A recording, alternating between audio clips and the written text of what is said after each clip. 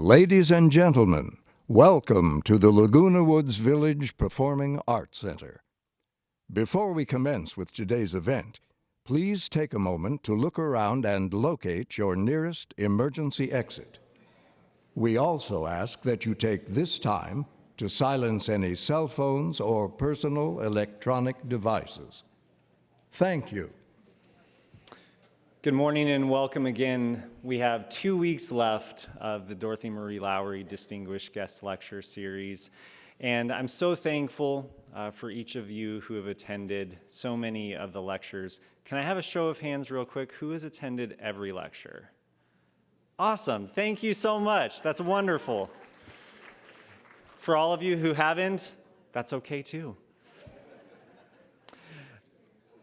This is my last guest lecture series of the season. I will be out of town next week. And so I wanted to thank Dr. Greg Jenks for his faculty moderation of this course.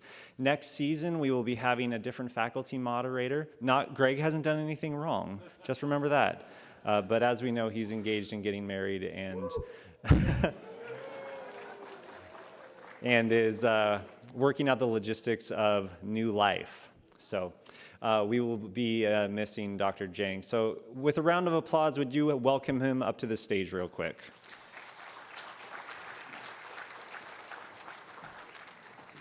Oh my. Yeah. So great. Greg, on behalf of the Saddleback College and the Emeritus Institute, I'd like to thank you for your service as a faculty moderator for the lecture series. Thank you. Thank you for working and organizing so many fantastic speakers and for your time and energy and for your impromptu lecture as well at the beginning of this season. So, and here's a small gift as well. Thank you. Again, Alcohol. let's... No, I just All right. like. So, Thank you. thank you again. Thank you. We have a fantastic speaker today. Greg will take over now, and thank you again for your attendance this semester.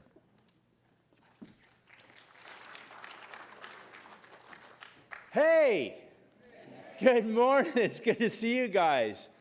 Man, thank you so much, Dan. I really appreciate that. It's been my great pleasure for the last couple of years to be doing the Dorothy Marie Lowry Distinguished Guest Lecture. I can't say those words together, but that's right. And I'm so excited that I'm engaged in getting married. Yeah, no, people keep asking, are you still engaged? Yes, she's still sticking with me, so that's awesome. This morning we've had just some great lectures this series, and today's going to be no exception. I just want to say thank you all. I get lots of encouragement and from you all and suggestions of speakers, and I really appreciate that too. It helps whoever's doing the moderating to get feedback from you all. So whoever takes it over next semester, be sure to give your feedback because it does help us understand what kind of topics and what kind of people would be interesting to you. So thank you. Let me introduce Dr. Steve Porter to you. Dr. Steve Porter is Professor of Theology and Philosophy at Biola University. He completed his PhD in philosophy at the University of Southern California, and MPhil in philosophical theology at the University of Oxford. Steve teaches and does research on the dynamics of human change from psychological, philosophical, and theological perspectives. Steve has authored or edited various books and articles. Recent edited books include Neuroscience and the Soul, The Human Person in Philosophy, Science, and Theology, and Psychology and Spiritual Formation and Dialogue, Moral and Spiritual Change in Christian Perspective. Alongside two others, Steve edited and completed Dallas Willard's posthumous publication, The Disappearance of Moral Knowledge. Steve is co-founder of the Intellectual Virtues Academy of Long Beach, which is a grade 6 to 12 charter school dedicated to an intellectual virtues model of education. Steve and his wife, Alicia, live with their son, Luke, and daughter, Sienna, in Long Beach, California. Let's welcome Dr. Steve Porter.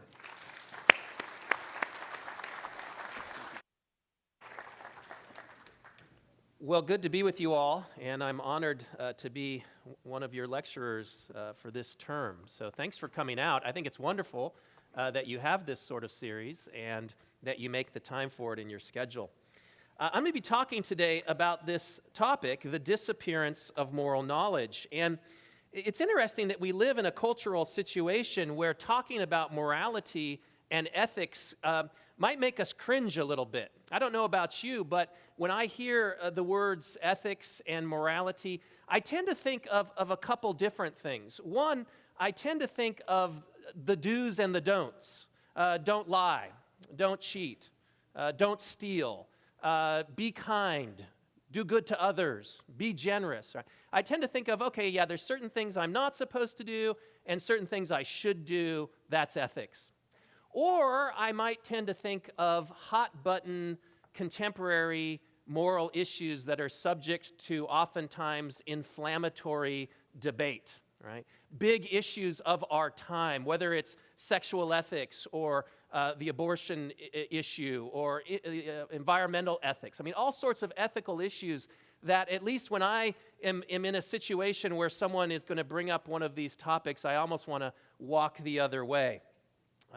Gertrude Himmelfarb, who's a historian who taught for many years in the State University of New York, she says in her book, The Demoralization of Society, she talks about a distinct reluctance in our culture to speak the language of morality, a distinct reluctance to speak the language of morality. And I really, today, I want to try to reframe this discussion about moral knowledge, about what it's knowledge of.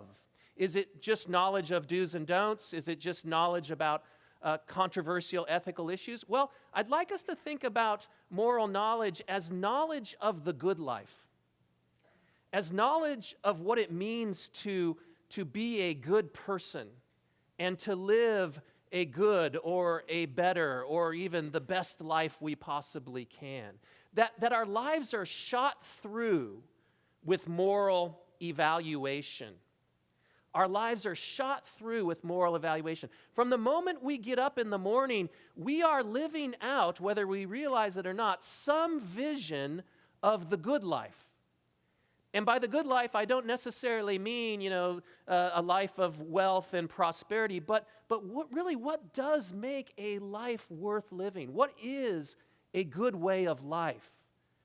Whether, we're going to find some time during our day to meet up with friends, what our conversation topics are going to be about, what we find meaning and purpose in, even how we use rest and leisure can all be part of our vision of a life lived well. And so when we're talking about moral knowledge, I'm not so much thinking about what's right and what's wrong.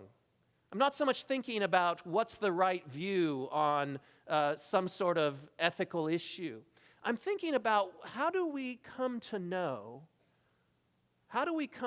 what it looks like to live life well, to be a good person, to even become a better person. And we're going to be interacting today with this book that was mentioned. So this is Professor Dallas Willard. He taught for many years at the University of Southern California. He was my dissertation supervisor there. And this book called The Disappearance of Moral Knowledge came out about a year ago. There's a paperback version that's supposed to come out right about now. This is the hardcover version that's pictured there. But Professor Willard, he died of pancreatic cancer in 2013. And about the last 10 or so years of his life, he was working on this book. And he didn't quite finish it by the time he passed away.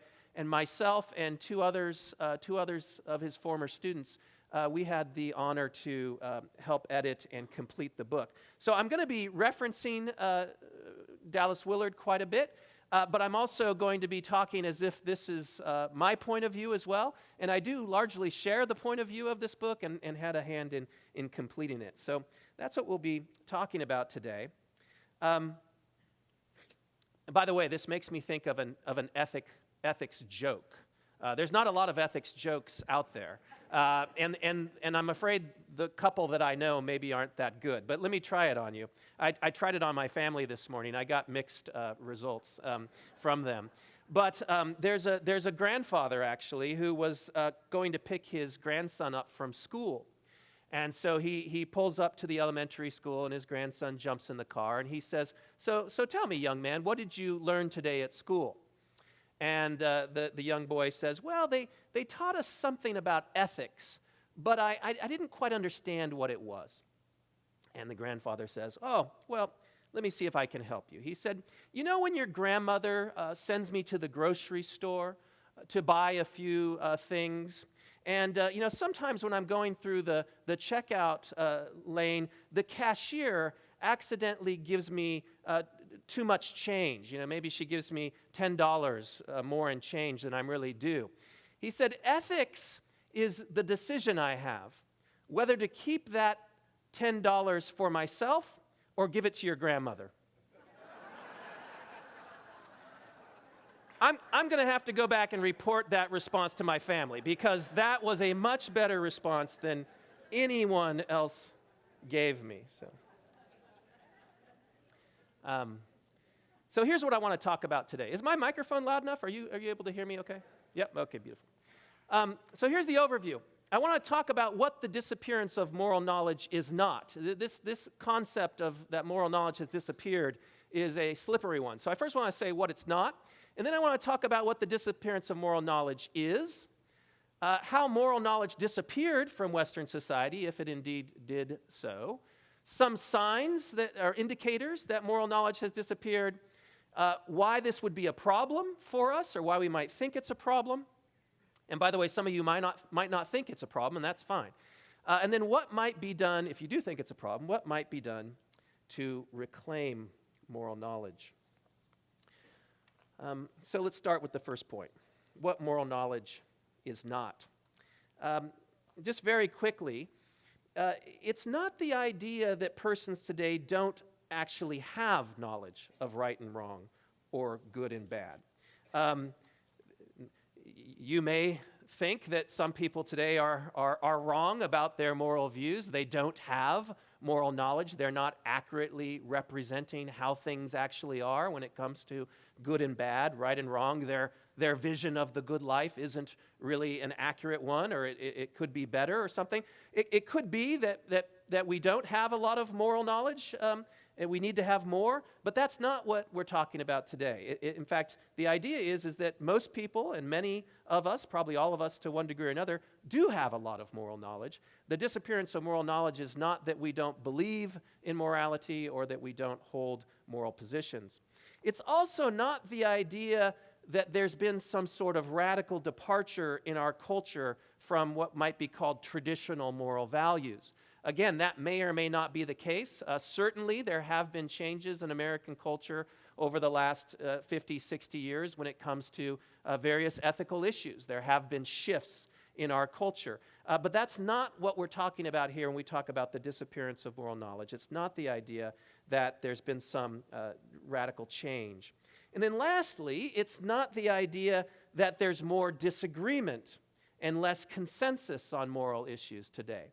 That may or may not be true. I don't know of any studies that have tried to get clear on that. We certainly see a lot of disagreement on our television screens and on the internet and in politics, and oftentimes those are moral issues behind that. So, and in fact, the disappearance of moral knowledge might be part of the explanation as to why there's less consensus and a lot of disagreement. But again, the disappearance of moral knowledge, as we're going to be talking about it, is not disagreement itself, but it's connected to it.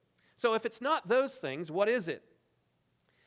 Well, according to Dallas Willard, the disappearance of moral knowledge, and I'm going to be going on to talk about whether or not this has occurred and how it occurred and how we might see it, but it refers to a pervasive shift in our culture's attitude, mindset, our habits of thought, how we think about morality.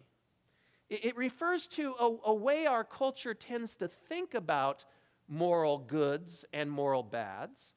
And so it's not so much a view of morality as it is a view of how our culture has changed in viewing morality, how we think about moral issues, right and wrong, good and bad, how we think about a vision of a good life, to go back to that language. The idea is this, is that Western societies, particularly institutions within our Western societies, like the university, like other educational institutions, other social organizations, the church or synagogue. It's how Western society, particularly institutions within those societies, no longer present moral claims, moral beliefs, moral values, as knowledge of the way things actually are, that are capable of rationally discussing. Okay? The idea is that in our society, we no longer talk as much about morality as the way things actually are, as part of reality. We've tended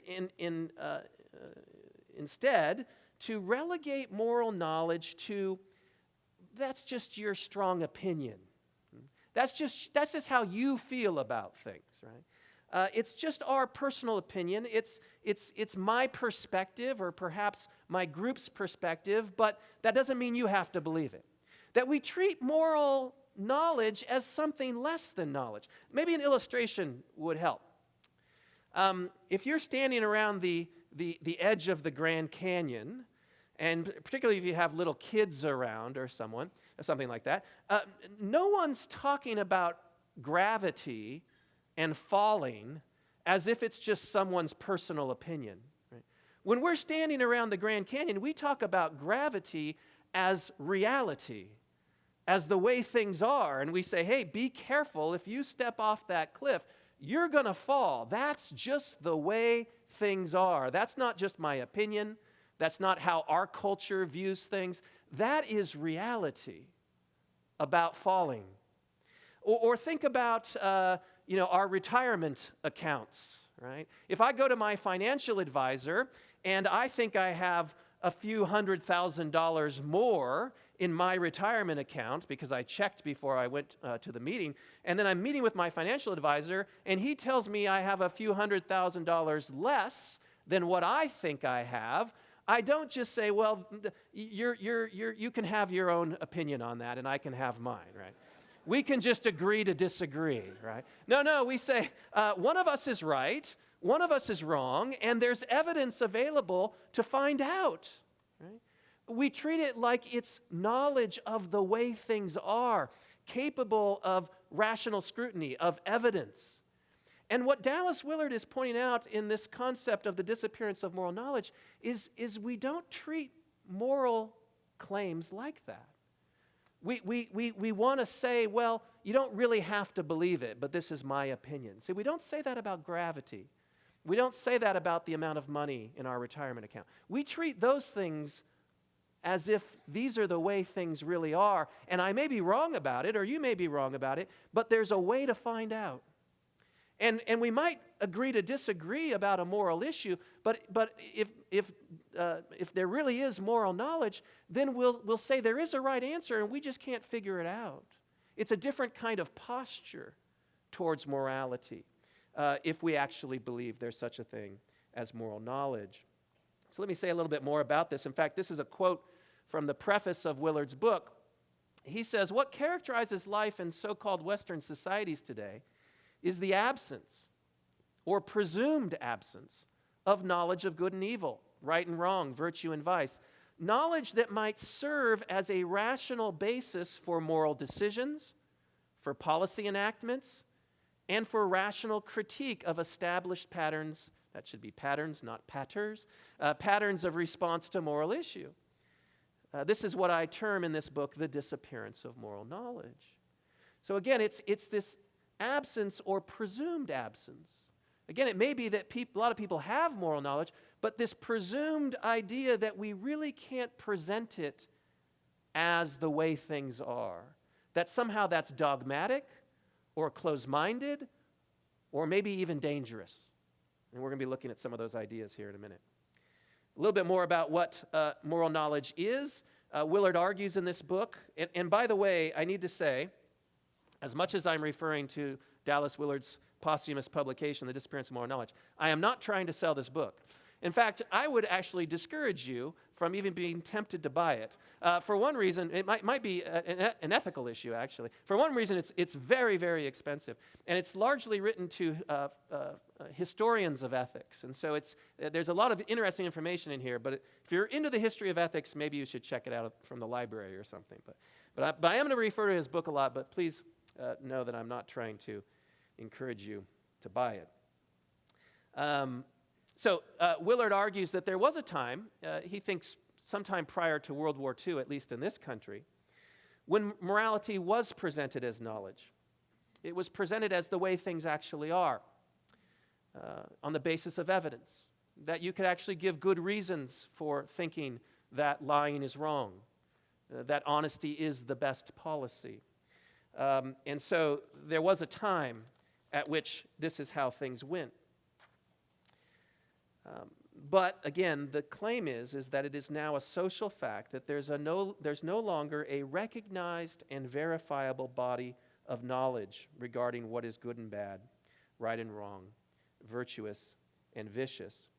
One of the illustrations that Professor Willard gives for this is that in the university, for instance, I cannot mark my students down. I can't lower their grade for a moral belief they hold. I could be teaching an ethics class and I could have a student say that there's nothing morally wrong with racism. Racism is morally praiseworthy, or there's nothing wrong with it. And if I mark that student down, that student could appeal his or her grade. And that student would eventually win. In fact, I just heard of a dean from another school mention a case about this. Because, see, morality is not something that we have knowledge about. And if I grade him down, then I'm imposing my morality on him. And he has every right to hold his own view, doesn't he? See, that's part of the disappearance of moral knowledge. But it doesn't go that way in the math classes. It doesn't go that way in the history classes or the geography classes. If you say Australia is located in the northern hemisphere, you get that one wrong. And you can appeal that grade and you will not win, right? So why is it? Why is it in ethics there aren't any right answers? It's just about critical thinking. But in math, in history, in the sciences, there are right answers. See, this illustrates Professor Willard's point that we treat moral knowledge differently. We don't treat it really as knowledge. And because of that, we don't present it as such. There's not a recognized and verifiable body of public knowledge that we say, this is what we think morality is. And when there isn't that, there's nothing for us to point to make policy decisions, to make moral decisions. It's just each one kind of figure it out for yourself. And we'll talk about why that might be problematic. Again, here's Willard. The institutions of knowledge in contemporary Western society do not possess, and again, he's mainly thinking of the university here as the institution of knowledge, do not possess a recognized body of moral knowledge, and hence do not make it available as such to the individuals and groups they serve. This is not a situation, he thinks, that a thoughtful person can easily accept or be happy about. Is it really true that what many take to be the most important aspect of human existence, the moral, the good, the better, the best, must be lived blindly, driven only by instinct, feeling, uncertified opinion, tradition, or one or another type of force? And by force here, he has in mind political pressure. Because it turns out that if there is no such thing as moral knowledge that we can have some sort of reasonable disagreement or reasonable agreement about, then if we want to get our values into society, we got to use force. And one of the forces we might use is politics. If we can elect our kind of people into the right places, then our values win, right? But of course, that's trying to perpetuate a certain vision of the good life through force rather than persuasion, rather than trying to help one another see what the true issues are. And again, we may not come to agreement. Morality, oftentimes it doesn't happen. But at least we can come to agreement that there are better and worse answers to the question. And oftentimes there's a lot of things we can agree on. But of course, agreement and trying to agree just won't be much of an issue if we're treating morality as if it's really not something you can have knowledge about anyway. And then we just kind of push off from the whole discussion and we fight political battles. And perhaps, again, a lot of the disagreement in our culture and a lot of why politics has degenerated into name-calling and into various just one-liners and cliches and sound bites, perhaps part of the reason for that is because we have lost in our culture some sense that there is a recognized and verifiable body of knowledge that we can appeal to about these things. Now, I hope you're thinking of lots of good questions here. What's nice about the question and answer time is anytime you don't disagree with what I've said, I'll just say, well, that was Professor Dallas Willard's idea, so don't blame the messenger here. Let's see what else I need to say about this here. Maybe I can turn to the issue of how moral knowledge disappeared in Western societies. In the book, Professor Willard goes to great lengths to explain how it occurred, and it occurred largely through historical reasons. Part of the point here is that if we realize that moral knowledge has disappeared from our society largely for historical reasons, no arguments have been given that there is no such thing as moral knowledge. Now, I need to come back to that. Philosophers certainly have attempted, some philosophers, actually a minority of philosophers and ethicists, have attempted to argue that there isn't anything called moral knowledge, that morality is just relative, either from person to person or culture to culture. Those arguments are out there. But no one's proven that that's the case. It's very difficult to prove that in any sort of case. And in fact, a lot of philosophers, there was a survey done, and philosophers and ethicists are supposedly our experts on this topic of morality. About 3,000 philosophers were surveyed, and close to 60% of them were actually what would be called moral realists. They actually believe that there is such a thing, objective morality, and we can have knowledge about it. But nevertheless, even though the majority of philosophers believe that, that's not the impression you'd get on most university campuses. And that's not the impression you'd get in their classes. Again, in our situation, we can't really present morality as if it's knowledge, even if you believe it is. So these causes are historical in nature. So here's the first one. The first cause, I think there's 7 of these, and I'll go through them fairly quickly. And I was just talking to one young lady about this before the thing started here. Here's one reason why morality disappeared. The discrediting of religion as a source of knowledge of reality, and specifically a source of knowledge of moral reality. For a long time in Western history, morality and religion, particularly Christianity, became interconnected, such that the idea is the only reason to be moral is if you believe in God, or if you're a Christian, or if you're a religious person. Morality and religion got connected in such a way that as secularism rose and religion declined, somehow in our public consciousness, there was this sense that, well, we really don't have a reason anymore to be moral. Fyodor Dostoevsky famously said, I think it was in Brothers Karamazov, if there is no God, then everything is permissible. And that idea caught on. But really, I bet Dostoevsky didn't really believe that. Of course, you can not believe in God and still think that torturing babies for fun is wrong. It's horrific. You can think all sorts of things are wrong. You can think all sorts of things are good, even if you don't believe in God, even if you're not a religious person. But the idea has taken hold in our culture that somehow if you abandon belief in God, somehow if you abandon the church or the synagogue or religion, then you really can do anything you want because you don't have to believe in morality anymore. And that's one shift in our culture's thinking that would lead to the idea that we don't have moral knowledge anymore, particularly if our society is decreasing, as many Western societies are, in terms of religious adherence. So there's one issue. Another part of this is that oftentimes, even for people of faith, even for religious persons, morality becomes categorized as something we believe by faith. And faith now, in a lot of religious traditions, becomes something that's not quite knowledge. I one time heard someone define faith as, faith, religious faith, Christian faith, is what you have to believe even if you don't think it's true. It's what you have to believe even if you don't think it's true. That somehow faith are those things we kind of cling to, but we don't really know, you see. So even for religious persons who believe morality somehow falls under the category of faith, it puts morality in a situation that's something that I don't really know, it's kind of just what I hope for, which again is something short of knowledge. And I can't speak authoritatively on many religions, but at least in the Judeo-Christian tradition, faith is not something that's less than knowledge. Faith is a kind of confidence in reality.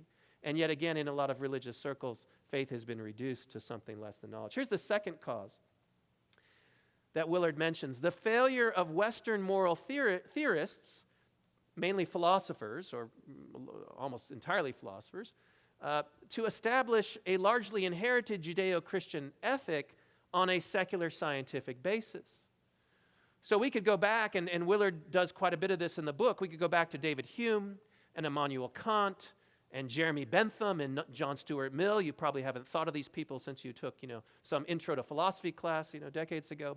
But Kant and John Stuart Mill and other folks like this, they tried to take this Western view of ethics that was largely inherited from a Judeo-Christian religious worldview from medieval times and early modern times.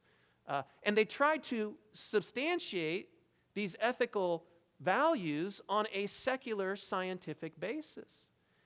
Because again, there was no longer the kind of religious agreement that there had been. This particularly happens after the Protestant Reformation. If we had more time, we could get into the history of this. But the Protestant Reformation really splintered religious authority in the Western world, predominantly in Europe at the time. But now not all Christians agreed anymore, because not all Christians were Roman Catholics. And there were various splinterings of Protestantism. So there was a loss of authority in the Western world. There was a loss of moral authority.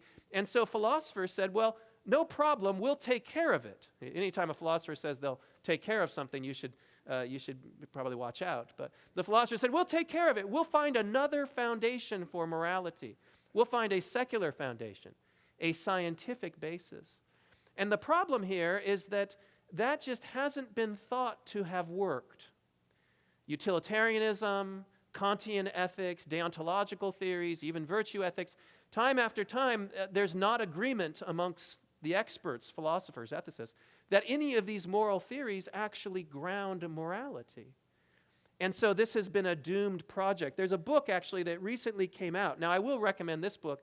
It's called Science and the Good: The Tragic Quest for the Foundations of Morality. It just came out either I think it just came out in 2019 or the end of 2018, by James Davison Hunter and Paul Nedeleski.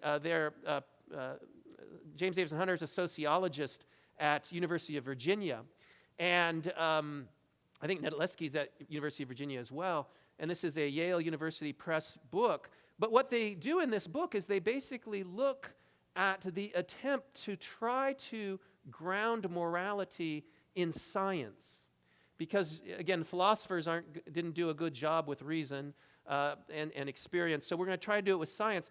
But they come out with a negative conclusion that science is incapable, the empirical sciences are really incapable of grounding moral knowledge.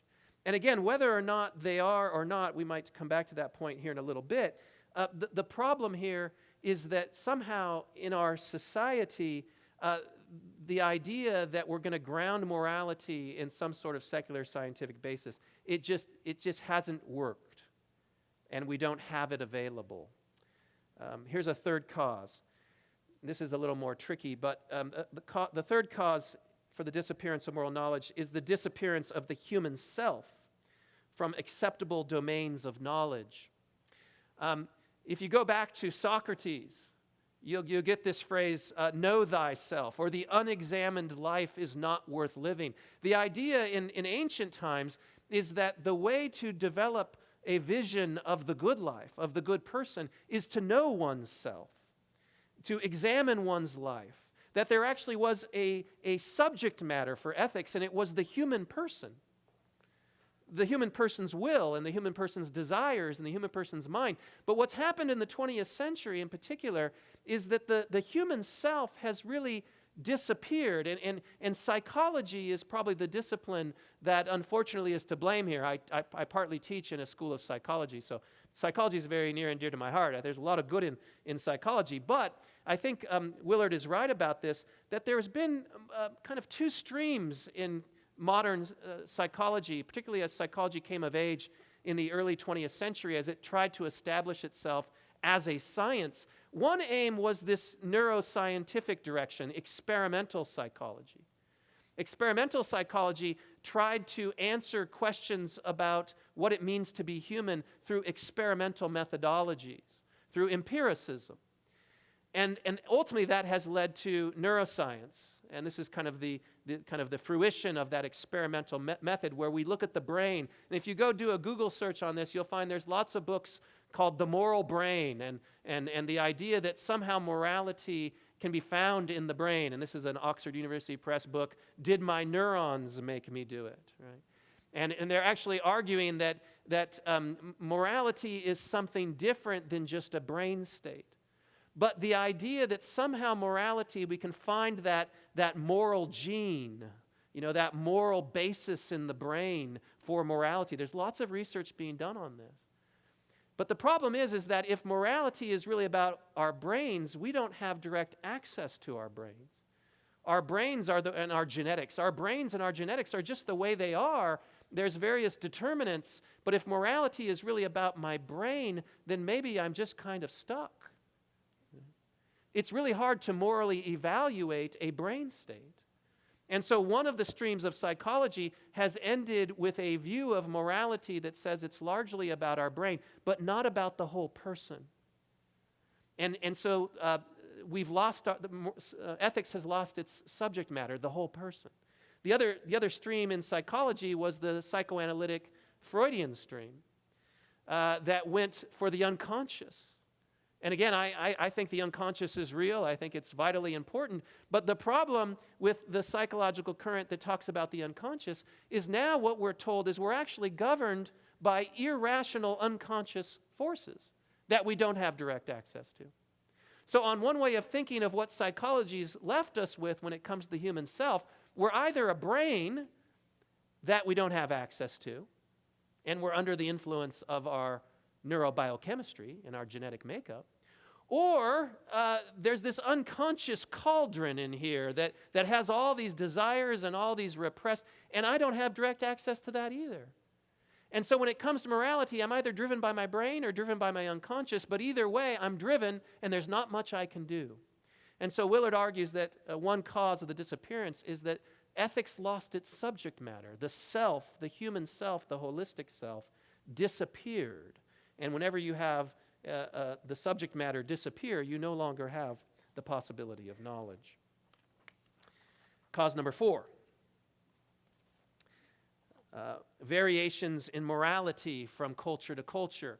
Again, one of the things that happened historically is that in the late 1800s, early 1900s, and certainly before, Western societies became more and more aware of other cultures that were quite different than the European and Western cultures. And one of the ways they were quite different was their morality and their ethics. And some of the claims about the differences on morality and ethics across cultures were overblown a bit. That didn't help. But nevertheless, what we were told is that all these other cultures have different morals than we have, and they're just as valid as ours. That morality is culturally relative. That there really isn't a better or worse morality, there's just different moralities. And of course, that's a very nice thing to say, and it sounds like a moral thing to say, a good thing to say.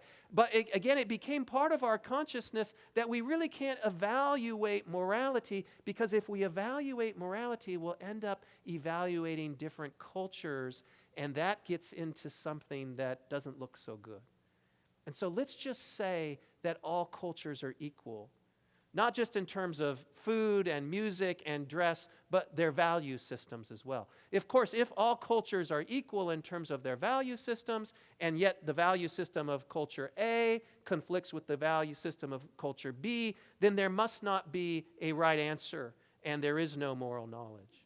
There's conflicting answers, and we accept them all. And so again, as just part of a historical shift, morality was thought to be something we don't have knowledge of. Here's the way Willard puts it. Moral divergence between cultures and moral disagreements between individuals came to be thought are more easily dealt with and become less puzzling once knowledge and truth are simply taken off the table and are out of play. They can be explained without reference to knowledge. The disappearance of moral knowledge seemed to resolve a range of thorny issues, and that marked it as a quite attractive and acceptable state of affairs. See, we just don't have to deal with the question of better and worse cultures, because that's so Eurocentric.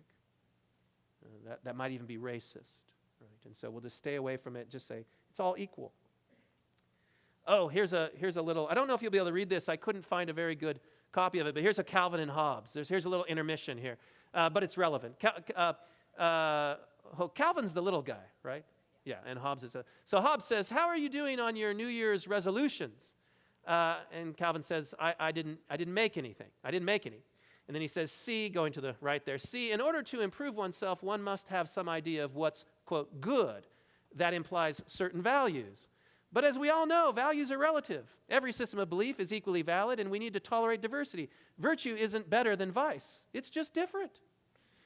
And Hobbes says, "I don't know if I can tolerate that much tolerance." And Calvin says, "I refuse to be victimized by notions of virtuous behavior." Right? And you know, it's a funny cartoon, but it's actually indicative. I refuse to be victimized by as if something is virtuous, that's going to be an attack on me, rather than recognizing something as virtuous as an opportunity.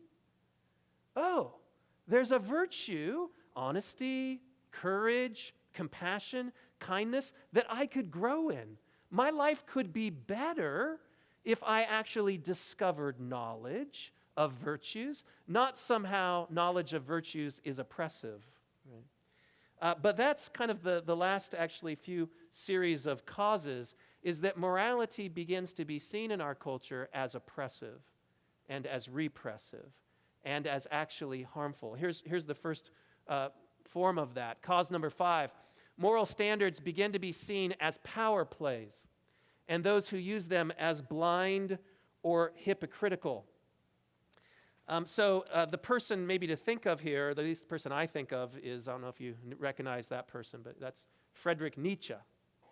And Nietzsche had this concept of the will to power. And part of what Nietzsche was saying, particularly in his book, The Genealogy of Morals, is that morality is an attempt to control society. Whoever decides what's right and wrong and gets power can use that power to exclude. And in fact, a lot of harm was done in the name of morality. We're going to turn to that point. Because people used morality as power. And so the idea is that when you tell me that something's wrong, you're actually trying to control me. You're actually trying to take power over me. And so morality is something not to applaud or to look forward to or to try to get. It's something to try to get away from. Because it's a power play. And the people who are using morality are oftentimes using it blindly, the idea was, or at least hypocritically. They're trying to get us to not do this or do that, but they themselves do opposite. Right? And this just gives morals and ethics and virtue a bad name. And again, the idea that we just don't have much knowledge of it, and it really doesn't function that way in society. This is cause number 6, is connected morality itself is harmful. Again, a lot of harm has been done in the name of what is morally right and morally wrong, either because what is determined to be good and bad is incorrect, we've gotten it wrong, and the resultant moral rules are senseless and brutal. I mean, a lot of us probably have experienced damage by being told something was right or something was wrong that wasn't really right or wrong. And so and people use that in brutal ways in our life, in senseless ways. Or because maybe there were certain moral values that were indeed right, but people used those moral values to treat those who didn't conform with severe and brutal punishment and discrimination and persecution. And we've seen that recently on various moral issues. It turns out it's a deeply important moral issue of how you treat people who disagree with you morally. In fact, one of the reasons to reclaim moral knowledge is exactly that point. The only basis we'll be able to argue for treating people who disagree with us morally well, fairly, respectfully, lovingly, is if we have a basis of moral knowledge that tells us that even though you disagree with me morally or I disagree with you, that doesn't give me the right to hurt you or to exclude you. So these are deep moral issues themselves, aren't they? Willard uses the example of, in the 1950s, of the morality of what became known as the establishment, right? The establishment, the morality of the establishment. He says the establishment, as it was understood, often found itself in the 1950s defending the morally indefensible. Racial segregation, unfettered capitalism, and the military draft were flashpoints. And the public experience of this led to treating the very rules of morality themselves as indefensible, as essentially unjustified, if not outright immoral, as anything but knowledge of what is good and what is right. Now, don't get Willard wrong here. He's not defending the establishment morality. What he's pointing out is morality comes to be seen as harmful because at certain periods in human history, different groups used it to harm people. And then the public perception of morality is that's not knowledge of the good life. That is something that is only going to hurt us. So let's just say there is no such thing. Right? Let's throw the baby out with the bathwater. Here's one way to get rid of moral values doing damage. Let's just say there aren't any. But perhaps that's like getting rid of a headache by cutting off your head. Maybe we've gone a little too far. Again, that's what Willard's suggesting. If you disagree, it's all Willard's idea. It's not mine. Last one. I think this one's actually the deepest. This is the last one Willard lists, but I almost put it first, but I trusted his wisdom. Fear or resentment of knowledge itself. See, here's a very deep point. I don't like to be wrong about anything. Found a little picture for you. Don't tell me what to do, right? I don't like to be wrong about anything. I remember, I don't think they do this anymore, at least in Los Angeles or Long Beach where I am. We don't have photo-enforced intersections anymore. Did they find out that you can't do those? But there was a time, right, where there was cameras up on certain intersections. If you ran a red light, they would take a picture of you. And I remember one time I got a citation in the mail. And I opened it up, and it said that I had ran a red light. And I said, no, I didn't. How dare you? And then there was a picture of my car with a red light above it. And I thought to myself, well, how do they know that's my car? I mean, there's lots of cars like that. And then they showed, it was like they read my mind. The next picture was a picture of my car's license plate and my car and the red light. And I said, well, I guess it was my car, but maybe my wife was driving it that day. It wasn't me. And the next picture was a picture of me behind the steering wheel and my car and my license plate and the red light. And I thought, well, I guess I did it, right? I don't like to be told that I've done something wrong. I don't like to have a wrong answer about math or history or science or philosophy, but I'll tell you what I really feel offended by is when I have a wrong answer about how I'm choosing to live my life. How dare you? Who are you to say I'm not parenting the right way? Or who are you to say that I'm not treating my spouse the right way? There's a deep fear and resentment of knowledge itself. We don't want to be told what to do. Don't tell me what to do, that little baby's face is saying, right? I want to do it my, who is it, Frank Sinatra? I'll do it my way. Right? I want to do it my way, right? And morality is probably the deepest insult to human nature. Can I just say that? Moral knowledge is probably the deepest insult to human nature because it's this idea that there's something outside of me that has a claim on me. I'm going to have to change the way I live to fit what is really good. Now, again, I think there's a way to reframe that says, what a great opportunity. I mean, what a great opportunity to become more kind. What a great opportunity to become more generous, where we don't see morality as a threat, but we see it as an opportunity. Nevertheless, I think there is something deep inside us that sees knowledge itself as something that is threatening to our autonomy, our self-determination. Now, those are all some historical reasons why Professor Willard thinks that moral knowledge has disappeared. I want to point out some indications, some actual indications in our society that something like the disappearance of moral knowledge has happened. So some signs that moral knowledge has in fact disappeared. So these aren't causes, but some indications. Here's an interesting one.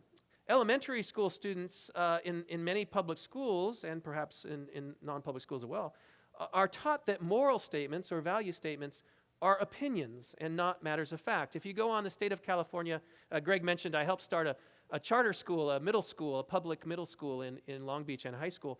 And so I'm oftentimes on the State of California Department of Education website. And if you go to that Department of Education website, you'll find all the Common Core standards of what we teach our kids. And one of the things that they have to learn starting in elementary school is to distinguish opinion and fact.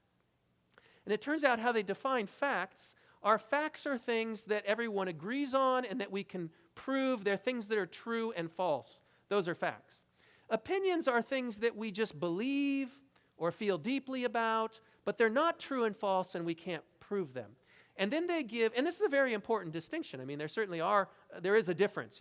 I like McDonald's cheeseburgers, or something like that. Well, that's my opinion, right? Or McDonald's cheeseburgers are the best cheeseburgers there are. That's my opinion. That's not a fact, and that's an important point. So there are facts. There are certain things that are true and false, and we can give evidence for them. And there are other things that are just our preferences, and that's true. The problem is when they have students decide on what's a fact and what's an opinion, it turns out that moral statements are all opinions. They're not facts. So I'll give you an example. I came across this through a New York Times kind of online editorial. If you could read it up there, why our children don't think there are moral facts. So George Washington depicted here, taking the oath of office in 1789, was the first president. Is that a fact, opinion, or both, right? Well, we'd say that's a historical fact. What would you say, this author goes on to say, the person who wrote this, if you found out that our public schools were teaching children that it's not true that it's wrong to kill people or for fun or to cheat on tests, that's not true that it's wrong to do those things, would you be surprised? He says, I was, and he's another philosopher here. I already knew that many college-age students don't believe in moral facts.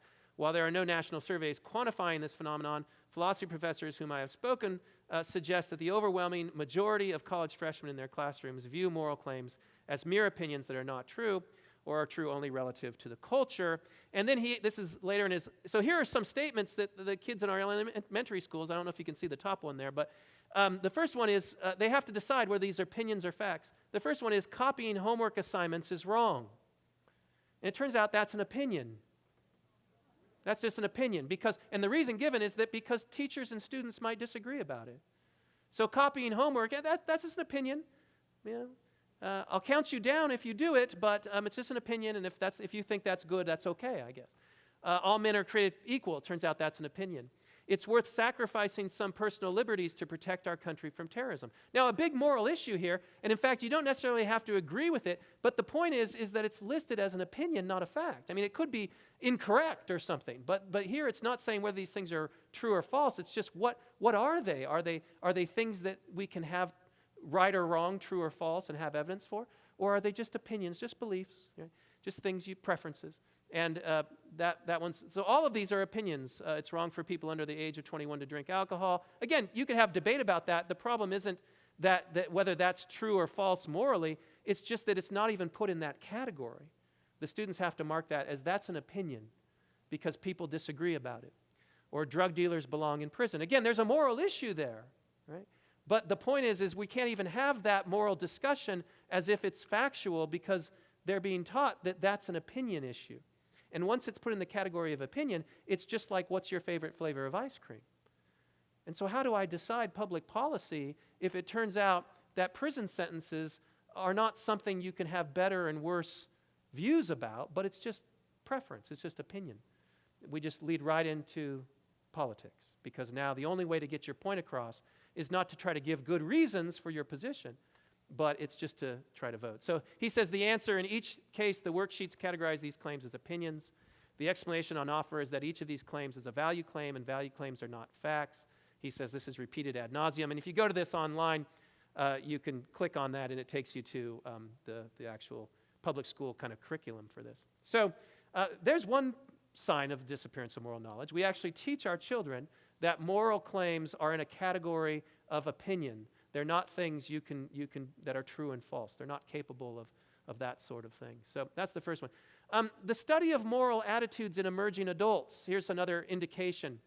This book came out by Oxford University Press, I think in 2011, called Lost in Transition, The Dark Side of Emerging Adulthood. Christian Smith is a sociologist at University of Notre Dame. And what they did is they studied a group of emerging adults. They interviewed fairly intensively. I believe it's 230, let's see, I have it here, 230 emerging adults. So these were persons aged 18 to 23, so college-age students. And they asked them questions about various things, but in one of the chapters, they asked them about morality. And 60% of the emerging adults said that moral rights and wrongs are essentially matters of individual opinion. The general approach associated with this outlook is not to judge anyone else on moral matters, since they are entitled to their own personal opinions, and not let oneself be judged by anyone else. This is what they called moral individualism. It's the idea that I have my moral beliefs, you have your moral beliefs, and we should just leave each other alone. Right? Because I don't have anything to learn from you, and you don't have anything to learn from me. Because there is no better and worse answers. Right? 60% of students thought. 30% of these students profess belief something stronger than that, which is that different cultures believe and teach very different things morally, and that morality, therefore, is nothing more than subjective personal opinion or cultural consensus. Morality is purely a social construction or convention. That's just the way we do things. Other people can do it differently. Again, only 30%. There's still 70% who didn't hold that view. So it's not that everyone holds this, but and you might think emerging adults might get a little more, might change their views on these things. But nevertheless, it's a sign that there is something like the disappearance of moral knowledge. 34% simply did not know what makes anything morally right or wrong. They had no idea about the basis of morality. The last thing is just some telling statements from others. Not the last thing of my talk. I still have a couple more things to say after this. But the last thing here is some signs that moral knowledge has disappeared. This was a book that came out in 1981, University of Notre Dame Press, by a philosopher named Alistair McIntyre, called After Virtue. This book was kind of a watershed book in the discussion of virtue in academic circles. And in chapter 1, McIntyre titles that chapter A Disquieting Suggestion. And what he suggests, and this is his words, what we possess, he says, are fragments of a conceptual scheme. He's talking about morality. Parts of which now lack those contexts from which their significance is derived. We no longer have the context to make sense of morality. We possess indeed a simulacra of morality, an image of morality. We continue to use many of the key expressions, but we have very largely, if not entirely, lost our comprehension, both theoretical and practical, of morality. And again, he's saying something very similar here, and he goes on to talk about, in his own view, of why we're in this situation. And he connects it, too, to the loss of religious belief and the failure of philosophy to come up with a different foundation for morality. I mentioned Gertrude Himmelfarb. She's a professor of history, or she's retired now. She wrote this book called The Demoralization of Society. As a historian, she says this, speaking of English and American culture, she says, "We are suspicious of the very idea of morality. Moral principles, still more moral judgments, are thought to be at best an intellectual embarrassment, at worst evidence of an illiberal and repressive disposition. Most of us are uncomfortable with the idea of making moral judgments, even in our private lives, let alone with the, quote, intrusion, as we say, of moral judgments into public affairs. We're uncomfortable not only because we have no confidence in the judgments themselves, no assurance that our principles are true and right for us, let alone for others. We are constantly beseeched to be non-judgmental, to be wary of crediting our beliefs with any greater validity than anyone else's." And in this book, The Demoralization of Society, she's bemoaning this situation. She's not happy about it herself, but she is pointing out a situation that looks very much like what Dallas Willard is suggesting. This is a more recent book, Oxford University Press, Whatever Happened to Good and Evil, Ross Schaefer Landau, who's a professor of philosophy at University of Wisconsin. He says this, whatever happened to good and evil? Prior to September 11th, these notions didn't have the currency they once did. They struck good and evil. They struck many as old-fashioned, as quaint vestiges of less skeptical times. Many preferred to give up on these concepts. Others were happy to keep them, so long as the appropriate qualifications were entered. We signaled our hesitations by declaring things right for me or wrong according to my culture.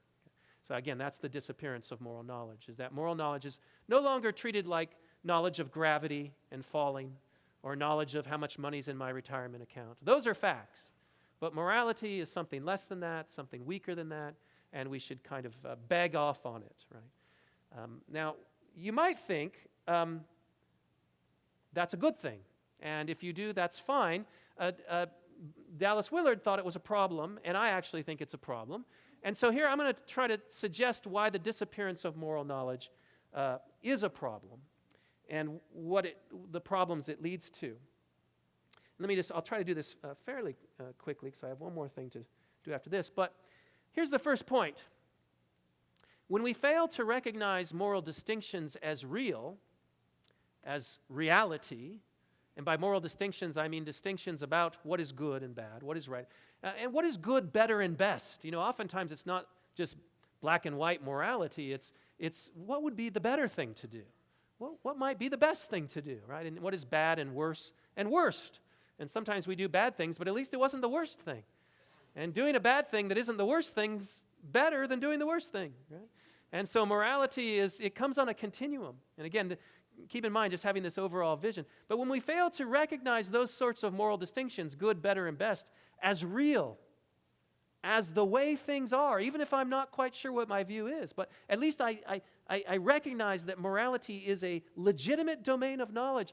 But if we don't do that, we lose the primary motivation to take our moral life and our moral development with utmost seriousness. See, I take my retirement account with utmost seriousness because it's reality and it has implications. I take gravity when I'm by the edge of a cliff with utmost seriousness because that's reality and it has implications for what happens to me. But if we lose moral knowledge and we don't really see it as the way things are, then we don't treat it very seriously. And we'll let a lot of other things govern our lives. But what about our vision of the good life? You see, if my vision of the good life is really an attempt to approximate what is best for human living, what's best for my living and for my kids' living, then I take it with seriousness. I say, how am I living my day to be a better person, to be a better neighbor? Because I actually think this is the most important domain of reality there is, the moral domain. See? So one of the problems here is if we don't recognize as a culture that there is anything called moral knowledge, we don't take it as real, then we can just kind of leave these things as something to do or not do. something to take seriously or not so seriously. There's a lot of cynicism that can arise, and we can become jaded and very kind of passive about morality. And again, I'm not thinking about morality so much in our culture, but just our own personal vision of what it means to be a good person and live a good life. Here's a second problem. When we fail to recognize moral distinctions, good and bad, as real, as reality, our vision of the good is not adequate to constrain our desires, the desires that we have for lesser goods and even bads. See, it's an interesting thing about human moral psychology. At Biola University, where I teach, we have a cafeteria, and that cafeteria serves about 12 different kinds of foods. You know, there's a salad bar, and there's 2 different soups, and there's usually some sort of taco bar, and there's a pizza station, and some sort of pasta, and maybe some Asian food over here. And there's usually like 12 or so different options of meals. And when I go into that cafeteria, my desires want all 12 of them, right? I think, oh, that's my favorite kind of pizza. I'd like that. Oh, I love orange chicken with rice. I want that. Oh, they have prime rib today. I want that. And I can't pass up a burrito. I want that, right? My desires go in all sorts of directions. But if I don't have a vision of what's good for me in terms of my nutrition, if I don't have a vision that it's good for me to be able to fit into these pants for another year, right? If I don't have a vision of what's good for my diet and how I'm going to feel after I eat that food, then my desires just go wherever, and I get the pizza, and I get the burrito, and I get this, and I get that. But I don't get everything, usually, because I have a vision of the good. And I don't think it's good for me to have all those calories, and I don't think it's good for me to have that much cheese, and I don't think it's, and I know I'm having this tonight, so I'm not going to have that now. And so what happens in our psychology is when we have a strong vision of what's good, it constrains our desires that just want what they want. Have you ever noticed that about desires? Desires just want what they want. And thank goodness there's something called the human will that can look at our desires and say, desires, I know you want it all, but it's only good for you to have this and have this. And so that's how a vision of the good works when we're convinced that our vision of the good is true. Right? If I go into the cafeteria and I think, well, my doctor told me I really, my cholesterol is kind of high and I really should, but maybe that is a bad test day. Maybe that I should probably get my blood checked. I'm sure I'm fine, right? If I desensitize my vision of what's good, then all of a sudden I'm making different choices. And so there's an issue here that if in our society, maybe we've even imbibed it a bit, that our vision of morality, we don't really see it as on par with these other math or science or history. We've kind of degraded it, we've relegated it. Then that vision of the good is not going to constrain our desires. There's lots of generally I shouldn't lie, but, and if, and under this situation. Well, see, that vision of not lying isn't going to constrain my desires to deceive. Because if I can deceive, I can get out of a lot of trouble. If I can lie, I can not be embarrassed, right? In my profession, in the academic world, the biggest lie is when someone says, have you read that book? And you say, oh, yes, I've read that. Yes, yeah. A very good book, right? Because I don't want to be seen as not being up on things. But see, if I have a vision of the good that says, lying breaks down trust. It really breaks down trust in relationships. And as I lie to others and then think that they might lie to me in the same way, then I don't trust that what they're saying is true. And they probably don't trust. And now that we have broken trust, you can't really go anywhere if you don't trust that other person. Right? You can't build something together. And so we need to have a vision of the good that's adequate to constrain our desires so that we don't just do whatever we want to do.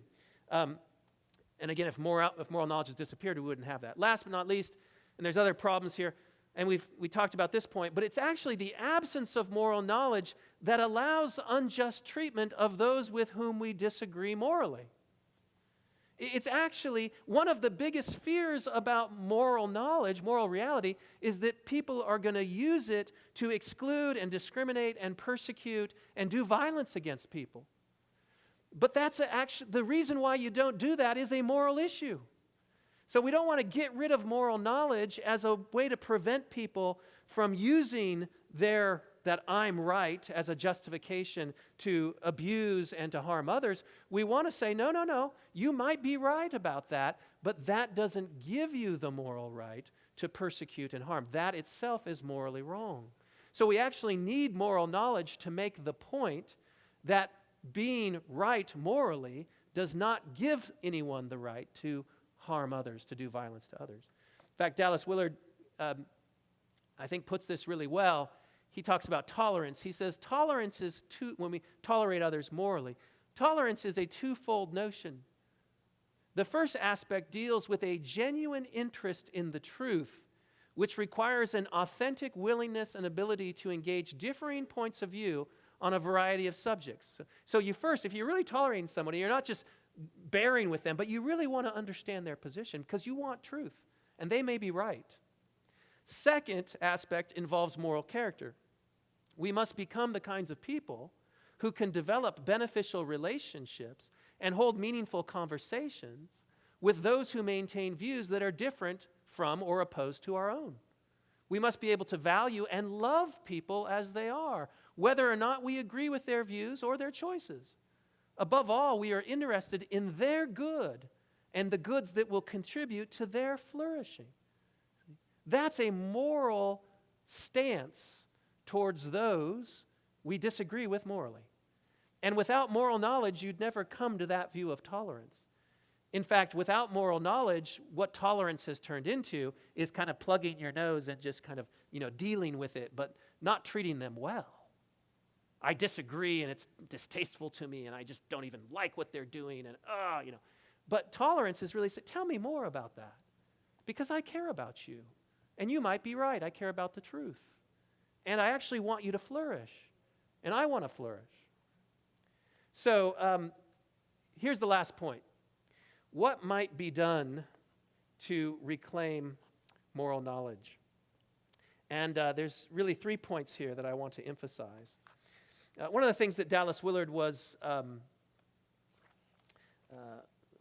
emphasized is that we, at the end of the day, we have to deal with our own personal moral lives. Most of us are not in the position to do something about the institutions of our society. I mean, if it really is the case that the university is failing to teach moral views as reality, as the way things actually are, most of us are not in the position. Greg could do something about it, perhaps. I could maybe do something about it. But most of you are probably not working in the university right now. But whatever the case, even though I work in the university, I don't have a lot of influence. I can do my classes and I can talk to other people, but that's about it. But what we all do have a say over is our own moral lives, our own position as moral agents. And so these are all going to be kind of points that deal with us on that personal level. And these are all points that I'm actually working on in my own life. So here's one thought, is that we can seek to recognize the reality of morality as containing the best information available on how to live life well. The idea here is that moral goods and bads are information about what it looks like to live life well. And so I'm actually, again, dealing with an area of reality. There's a way things are. There's a way to live better or worse. And so I can begin to think about morality that way. It's the best information I have. I think of it this way. I have the opportunity to live a good life today. What would today look like if it was governed by the good and the better and the best?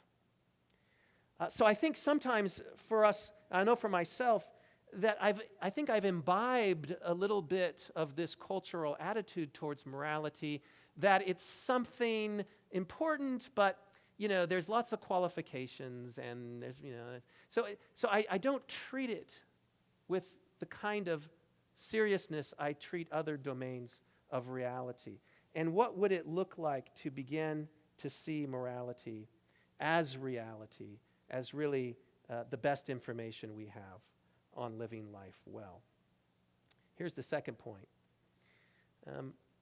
In order to reclaim moral knowledge, we might want to re-examine the basis for what is truly good, better, and best. We might want to look at some of the things we do value and really ask ourselves, why do I value that? What is my reasoning for that? I remember several years ago, I took my son, who was quite young at the time, snow skiing up here at Big Bear. It was a winter like this winter where we actually had snow in the local mountains. And I took him up snow skiing, and he had just turned 6 years old. Well, something happens when you take your child skiing when they have just turned 6 years old. They go from being free to costing $50. And I was standing in line at the ticket booth there at the Bear Mountain Ski Resort, and I was thinking to myself, I was looking, 5 and under free. That sounds good. And then I saw my son, and I oh my gosh, he just turned 6. He's going to cost me $50. I mean, he's only an inch taller than he was when he's 5. How could it now cost them $50 that he's skiing? And I was standing in line thinking about, I'm just going to tell him he's 5. I could use that $50 for something really good. It's not going to hurt anybody. They don't need that money, right? It would do me good. And as I was sitting there trying to justify my deception, I had the thought. I thought, what if they ask my son how old he is? Because he'll say, I'm 6. I just turned 6, and then I guess $50, please. And I thought to myself, you know what? They probably won't ask him. But even if they did, this is a very important moment. Because am I going to teach my son that, hey, as long as it doesn't hurt anybody, as long as you get something good, it's okay to deceive every once in a while. $50 is $50. Or am I going to teach my son, you know what, there's a high road here. There's a high road, and that life actually goes better if you choose the high road. And I actually decided in that moment, standing there in line, I thought, you know what, I'm going to try my best to try to live with integrity and honesty, even on the small things. Because the problem is those small things are kind of a slippery slope, aren't they? And you can run a truck through the idea that, well, I probably won't get caught, and it really isn't going to hurt anybody, and it's going to benefit me greatly. I mean, there's some folks not too far away from here that got their kids into USC and into Harvard, right? With that kind of reasoning. Well, it's not going to hurt anybody if I pay a little extra money to get better SAT scores, it's going to do me a great good, right? And that's a slippery slope. And I remember, and this is the point, I remember as I re-examined the basis for what is truly good, better, and best, as I sat there and I decided, I'm just going to tell him he's 6. And I'm going to ask him, I'm going to say, hey, he just turned 6 anyway, I could get the free. But if they say no free, I'm going to pay the $50. And as I made that choice, you know what? I don't know for sure, but it sure felt like my blood pressure went down. I thought, life goes easier. Life is better when you just decide to live it in the best way. And I'll tell you, from that point on, it's not that I've never lied or never, but I've done a lot better, and I've been formed in a certain way where my knee-jerk reaction in any situation like that is just, Steve, just take the moral high road. Just tell the truth. Instead of sitting there trying to rationalize and justify and figure out some way to get away with something that really isn't good. And so I think one of the things we can do, again, is to really re-examine the basis for our most deeply held values. Again, I'm not talking about the controversial moral issues of our day. That might be worth doing too, right? But to really look at just some virtues. Why is it good to be kind? Why is it good to be generous? Not only good for the other people, but good for me. Right? It's good for me to live life this way, and it's good for others. And here I'm going to steal a page from the 12 steps of the Alcoholics Anonymous. I think it's the fourth step, is to conduct a moral inventory of our lives. If you're familiar with the 12 steps, there's a lot of wisdom in those 12 steps. They're actually good for all sorts. They're good for life in general, not just for overcoming alcoholism. But to take a moral inventory of our lives, the idea here is to really look at our lives and say, where am I needing to grow and develop in terms of living life well? One of the places this has been happening for me recently is in how I drive my car. I told you that little story about getting a ticket for running a red light. Well, let me just confess, that wasn't the first ticket I had received, and it wasn't the last ticket I had received. For a long time, I drove my car with this sort of motivation, right? Well, I'll drive the speed limit, and I'll stop at stop signs because I don't want to get a ticket. And but if I can probably get away with it, I'll probably go a little too fast, and I'll probably roll through that stop sign a little too quickly. And I was kind of convicted not too long ago, it's maybe a little embarrassing to tell you how short a time ago it was, that driving a car is a moral affair. That when I get behind a wheel of a 2-ton pile of metal and start going 30 and 40 and 50 and 60 miles per hour, as some has said, driving a car is like walking around with a loaded gun. And you don't walk around with a loaded gun and text. You don't walk around with a loaded gun and, mess with the radio. You don't walk around with a loaded gun and try to, make a phone call. And you don't drive in a distracted way, not because it's illegal, not because I might get a ticket, because it's not caring. I'm not caring for those around me. I'm not caring for myself. I'm not caring for my passengers. I was driving just the other day through a neighborhood and saw one of these signs that said, "Drive like your children live here." Right? You've seen these? Drive like your children live here. And I appreciated the attempt, right, to say, look, if your kids lived here, how would you drive? But I thought to myself, you know what? I don't want to drive like my kids live here. I want to drive like your kids live here. I want to drive like human beings live here, because I know that if I hit one of them, it's not going to go very well for them. I want to drive my car carefully because I care. See, that's a different motivation to stop at stop lights and stop signs, to drive the speed limit. It makes me attentive to my driving in a different kind of way, because it motivates me with a vision of the good life. It wouldn't be good for me if I got in an accident and hurt someone. It certainly wouldn't be good for them. Wouldn't be good for my passengers.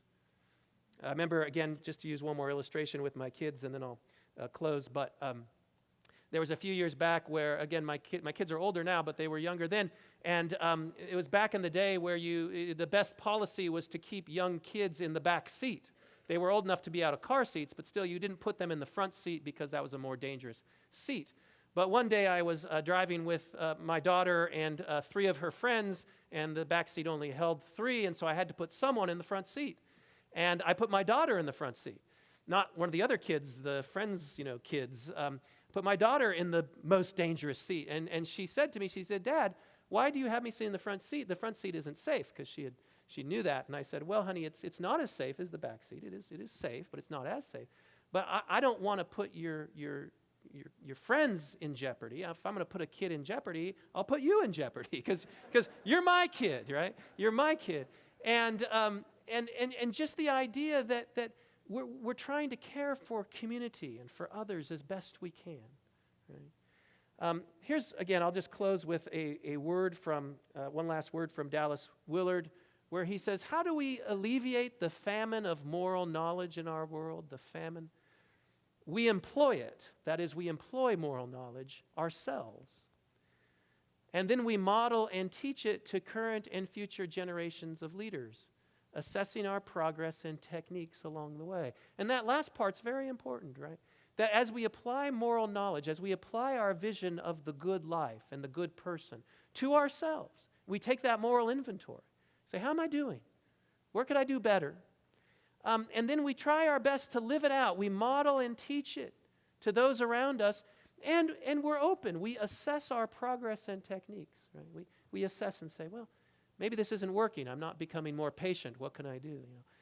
But maybe I'm wrong about certain issues. So if you're interested in some of the things I've talked about, this again is Dallas Willard, professor of philosophy at USC, passed away a few years ago. The book I've been referring to, again, I don't encourage you to buy it, but you might be able to find some. I think there are some sample chapters that you can find for free. Dallas Willard has a website that's still operating, dwillard.org. There's lots of writings of his there on this topic and many others. And then that's my email address down there at the bottom. And if you had any, well, we're going to have question and answer now, but if you had any thoughts or comments or anything that you wanted more information about, you could email me, and I would try to I'll try to get back to you soon. So, Greg, I'm done.